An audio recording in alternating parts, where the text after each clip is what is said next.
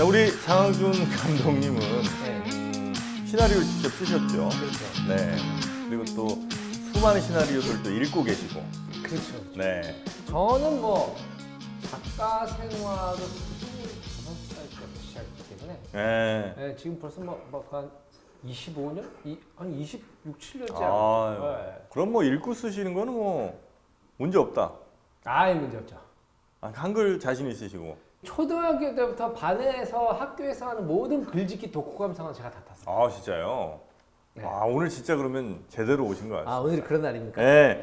요즘에 그 문맹률 우리나라는 뭐 굉장히 낮은 나라잖아요. 엄청 낮죠. 글 쓰는 건 뭐 다 거의 뭐 전 국민 다 하니까. 네, 예. 근데 이제 디지털 문화가 너무 빨리 확산되면서 글은 있는데 이게 무슨 글인지 이해 못하는 그런 젊은 분들, 뭐 나이 있으신 분들 마찬가지고. 그렇죠. 또 최근에 그 유튜브 네. 그것 때문에 이제 지식을 어디 뭐 책으로 보거나 이런 게 아니고 네? 그냥 눈으로 그냥 보고 그냥 쑥 받아들이기만 하고 이렇게 되는 경우들이 많더라고요. 우리도 지금 유튜브 하고 있는데요. 그러면 취소하겠습니다. 현대판 이른바 문맹 아닌 문맹들이 굉장히 좀 많다고 그래서 오늘 이 문맹률을 현격하게 낮춰주실 한 교수님을 저희가 모셨습니다. 네. 네, 현대판 문맹들의 눈을 뜨게 해줄 조병영 교수님. 어서 오십시오. 안녕하세요. 안녕하세요. 어서 오십시오. 안녕하세요. 저희가 나누시다가 뭐 좀 저희가 틀린 말, 좀 어법이 안 맞다 이런 말들 있으면 뭐 그냥 지체 없이 바로바로 지적해 주시면 되겠습니다. 네. 우리 조병영 교수님은 한양대학교 국어교육과 그리고 러닝 사이언스 학과 리터러시 전공 교수십니다. 네. 그러니까 뭐 이게 뭐예요, 근데 러닝 사이언스. 근데 내가 문맹이네. 러닝 사이언스 학과 리터러시 전공 교수가 뭐 하는지를 모르겠어요. 러닝 사이언스 이렇게 한국말로 써놓으면은 러닝 사이언스 이러니까 꼭 러닝에 대한 사이언스 이렇게. 그렇죠. 육상과학 뭐 약간 그런 느낌인데. 그건 아닌 것 같아. 내가 봐요. 러닝. 그렇죠. 그건 아니고 러닝. 학습. 러닝. 네. 그래서요.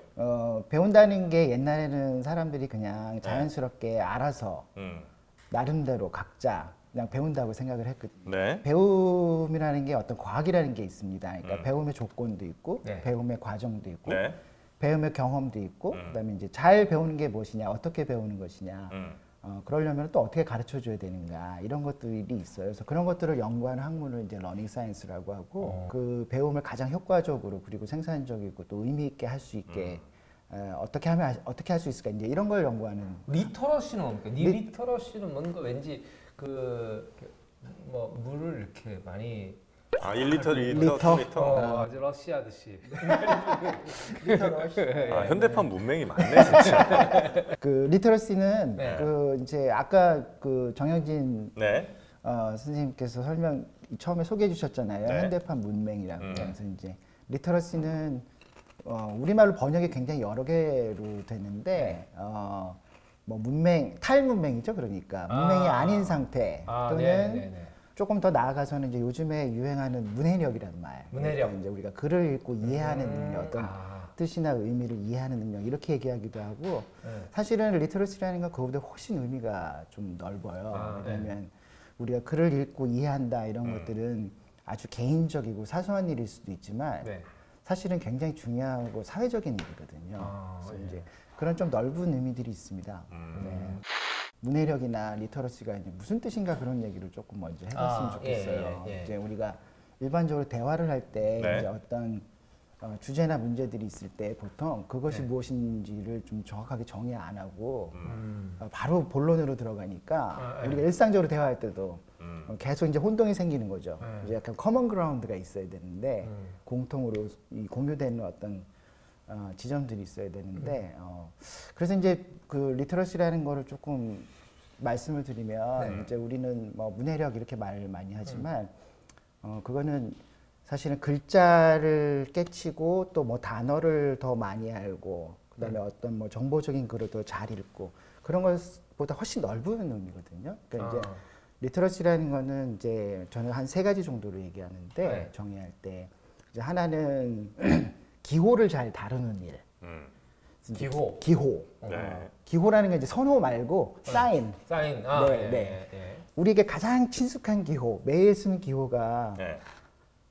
말이죠, 말. 네. 말 중에서도 쓰는 기호니까 글이잖아요. 글. 네, 그렇죠. 네. 그리고 이제 한국 사람들에게 가장 익숙한 글 기호는 한글. 한글이죠. 네. 이제 그래서 이제 글 기호를 잘 다루는 능력. 그 중에 가장 중요한 부분 차지하는 게 이제 글인 것이죠. 네. 글자고 글이고. 이제 어린아이들이 이제 글을 깨친다, 글을 읽을 수 있다라는 게 그 기호를 결국 다룰 수 있다라는 거거든요. 근데 이제 우리가 그 기호를 왜 잘 다루어야 하는가 이런 질문을 할 수 있잖아요. 네.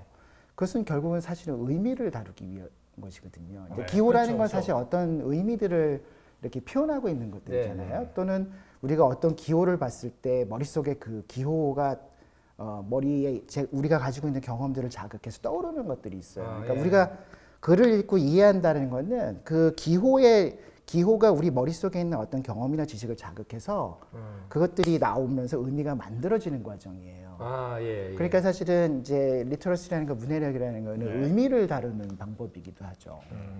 근데 이제 또 이제 질문을 하나 더 할 수 있잖아요. 그럼 왜 의미를 다루는가? 그러니까 이제 여기서 의미라는 거는 정보도 되고 뭐 지식도 되고 그런 것들인데 암이잖아요. 근데 그럼 그런 것들이 왜 필요한가 이런 질문을 할 수 있잖아요. 국어 시간에 한글 배우고 또 글 읽는 법, 이해하는 거 배우고. 근데 그게 왜 필요한가 이런 질문을 할 수 있잖아요. 근데 결국은 저는 세 번째 중요한 요소는 세상이라고 생각해요. 그러니까 이제 기호를 잘 다뤄서 하고자 하는 일은 의미를 다루고자 하는 일인데 우리가 의미를 잘 다뤄야 되는 이유는 결국은 세상에서 잘 살기 위해서 그런 거예요.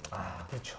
근데 세상에서 잘 산다는 게 공부를 하면서 사는 것도 되고 일을 잘하는 것도 되고 그렇죠. 어떤 문제 해결을 잘하는 것도 되고 그다음에 어떤 뭐 정치적인 의사결정이나 이런 것들일 때 그런 정보들 지식들을 잘 다루고 판단해서 어떤 합리적인 의사결정을 하는 것 이런 것까지도 포함되잖아요.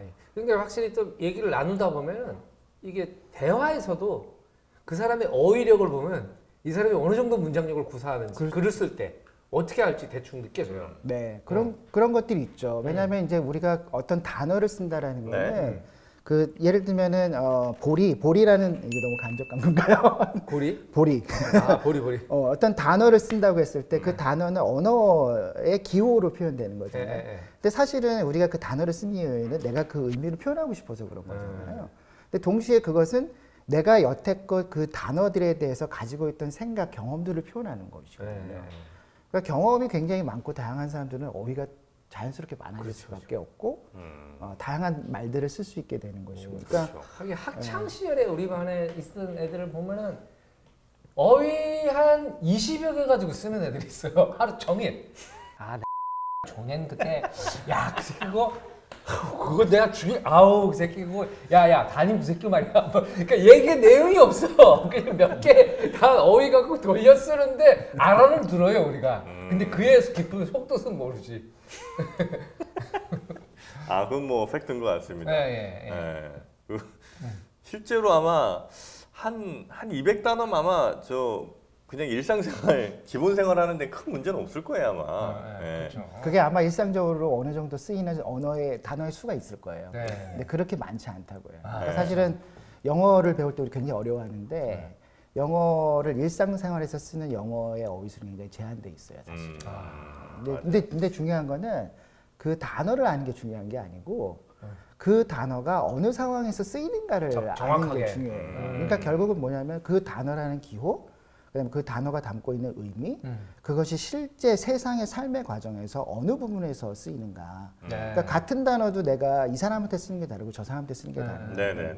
그러니까 이제 외국어를 잘하는 사람은 단어만 많이 하는 사람이 아니라 그 단어를 상황에 맞게 정확히 사용할 수 있는 사람. 윤여정 씨 대표적입니다. 그렇죠. 네. 어휘가 뭐 아주 많은 게 아니에요. 딱 적재적소에 아주 적확한 단어를 쓴다는 거 이게 중요합니다. 그렇죠.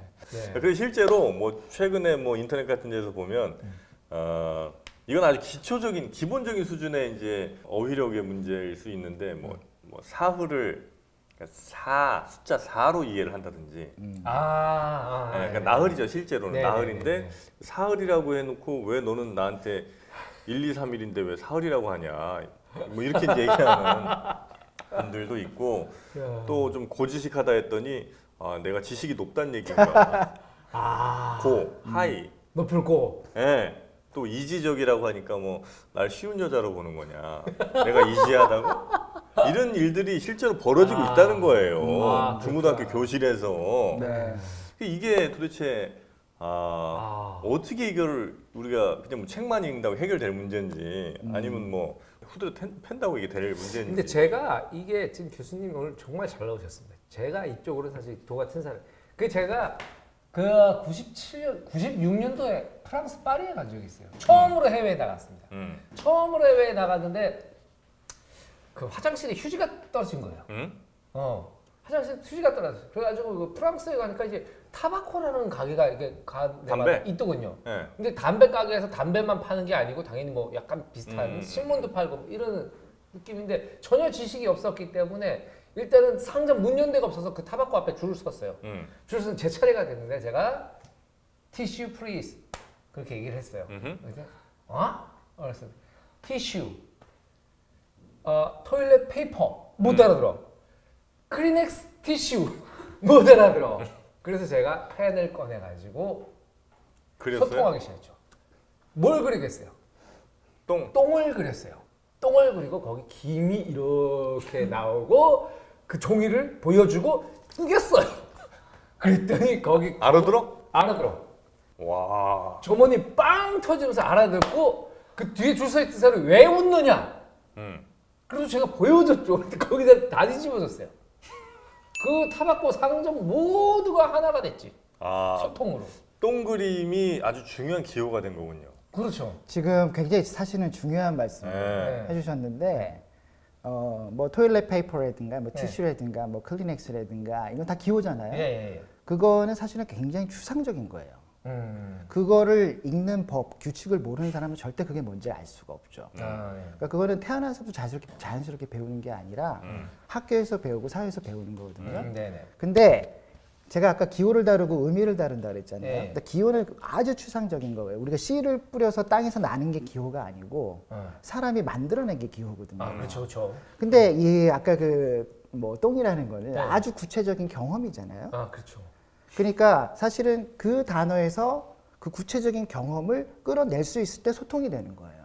그러니까 이제 그 들으신 분은 뭐 티슈, 토일렛 페이퍼를 얘기해도 그 기호에서 그 이제 급하게 화장실에 가야 된다라는 의미와 경험을 연결시키지 못한 거예요. 그러니까 이제 장 감독님께서 아주 구체적인 것들을 보여준 거죠. 그러니까 사실은 그런 구체적인 것들을 다 매 상황에서 보여줄 수 있으면 기호라는 게 사실 별 필요가 없어요.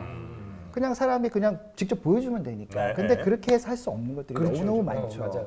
그러니까 이 기호라는 게 필요하고 그런 걸 잘 다루는 능력들이 필요한 거죠. 되게 좋은. 그래서 제가 그 딱 맞는 비행기 시간을 바꿔야 되는데 눈으로 보면 할 수 있어. 그러니까 직접 만나면 바꿀 수 있어요. 제가 영어를 몰라도 쓰고 손짓 발짓 하면. 근데 전화 통화로 바꾸는데 그건 안 돼요. 그렇죠. 그건 죽어도 안 돼요. 지금 말씀하신 그런 부분이에요. 그러니까 전화 통화라는 걸 생각해 보세요. 전부 다 추상적인 언어적인 기호가 계속 통용되는 거잖아요. 거기에 구체적으로 뭘 볼 수 있는 것도 없고. 그러니까 사실은 이제 저는 뭐 미국에서 한 15년을 살았는데 제가 미국 가서 가장 어려웠던 게 전화 통화였어요. 그러니까 실제로 만나면은 손짓 발짓 뭘 들고 이거 저거 가르치고 할 수 있지만 오래 사셨음에도 불구하고 전화 통화는 무조건 말로만 해야 되는 거거든요. 그러니까 말로 하려면은 이 굉장히 구체적인 상황과 사물이나 사건이나 이런 것들을 말로써 순서대로 설명을 해야 되거든요. 그렇죠. 그러니까 그 논리적으로 순서대로 설명하는 과정이 굉장히 어려워요. 근데 그것이 다른 사람에게 이해되는 방식으로 해야 되는 것이죠. 이제 외국 생활은 이제 뭐 그렇다 치더라도 우리나라 안에서도 사실 대화가 좀 잘 안 되는 경우도 요즘 많다고들 해요. 그러니까 뭐 그냥 단순히 그냥 아주 높은 수준의 뭐 대화를 잘 이해 못한다 이 정도 수준이 아니고 별로 이렇게 어렵지 않은 그러니까 평상시에 대화 내 뜻을 전하는 정도의 수준도 잘 안 되는 경우들이 좀 많다고 하니까 특히나 뭐 이게 어떤 말이면 그나마 좀 더 나은데 이제 뭐 문자라든지 아니면 아까 말씀하신 전화든 뭐 이렇게 가면 더더욱 그게 좀 안 되는 경우들이 많다고 하는 거. 이건 도대체 왜 그런 거예요? 이게 교육 수준이 낮아져서 그런 건지 뭔지. 예. 저는 교육 수준이 낮아지거나 요즘의 아이들이 뭐 공부를 덜 한다거나 그건 아니다. 보통 어르신들 그런 얘기 하잖아요. 요즘 애들 참 무식하다고 뭐 이런 얘기 하는데 그렇죠. 실제로 데이터에 보면 그렇진 않아요. 그러니까 한국 사회 같은 경우에 우리는 주로 이제 문해력 이런 테스트가 별로 없었기 때문에 네네. 그냥 국어 능력 이런 정도만 했는데 그것이 저하됐다라는 근거는 사실은 없어요. 아 그래요? 네. 그 다음에 지금의 현재 우리 어른들의 데이터를 조사해도 사실은 60대 이상의 어른들이 훨씬 못 읽어요. 아, 그렇죠. 왜냐하면 그렇죠. 당연히 교육 기회가 없었기 때문에 우리 이제 젊은 세대보다는 교육 기회가 부족했기 때문에 여러 가지 사회적 조건 때문에 그러니까 우리가 가지고 있는 통념들이 굉장히 좀 잘못된 것들이 많이 있는데 그럼에도 불구하고 우리가 뭐 요즘에 이제 젊은 사람들하고 뭐 소통을 하거나 이럴 때 좀 뭐 잘 안 된다 아이들이 뭐 이야기를 해도 잘 못 알아듣는다 이런 일들이 있는 거는 그 아이들이 살아가고 있는 환경 자체가 이미 굉장히 많이 바뀌어 있어요. 그러니까 예전에 우리가 자랄 때는 글과 말로 거의 모든 걸 의사소통하는 그런 사회였죠. 예, 그렇죠. 근데 이제 지금은 아이들이 글과 말 이외에 다른 것로도 의사소통할 수 있고 뭔가 생활을 할 수 있고 시간을 보낼 수 있는 그런 환경이 되어 있어요. 그러니까 기본적으로 이제 사람이 하루에 24시간을 살아가잖아요. 근데 24시간은 절대 바뀌지 않는 시간이거든요.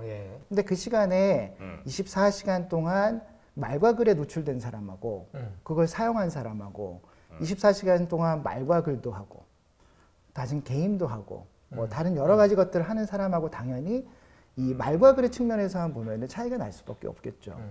그러니까 이거는 이제 아이들의 문제라기보다는 환경이 그렇게 바뀌었고 그러니까 이 아이들을 그렇게 판단하는 거죠, 어른들이. 그러니까 이제 물론 이제 이런 것들은 있어요. 가끔 이제 그 인터넷상에 뭐 SNS상에 특정한 SNS라는 것이 사실 알고리즘으로 돌아가기 때문에 자기가 좋아하는 것만 보고 싶은 것만 듣고 싶은 것만 듣게 되잖아요. 그걸 이제 뭐 에코 챔버라고 그러는데 샤워할 때 노래하면서 샤워하면 자기 노래소리만 계속 들리잖아요. 그런 원리가 되는 거죠. 이제 그러다 보니까 점점 사람들이 좀 편협한 언어들, 편협한 관점, 또 편협한 정보, 편협한 어떤 사고 방식 이런 것들에 익숙해지죠. 그러면서 조금 다른 사람을 배려하거나 이해하거나 그 사람이 무슨 말을 하려고 하는지 조금 이렇게 존중하면서 들여다보려는 노력 이런 것들이 사실 굉장히 좀 뭐라 그럴까요? 부족한가요?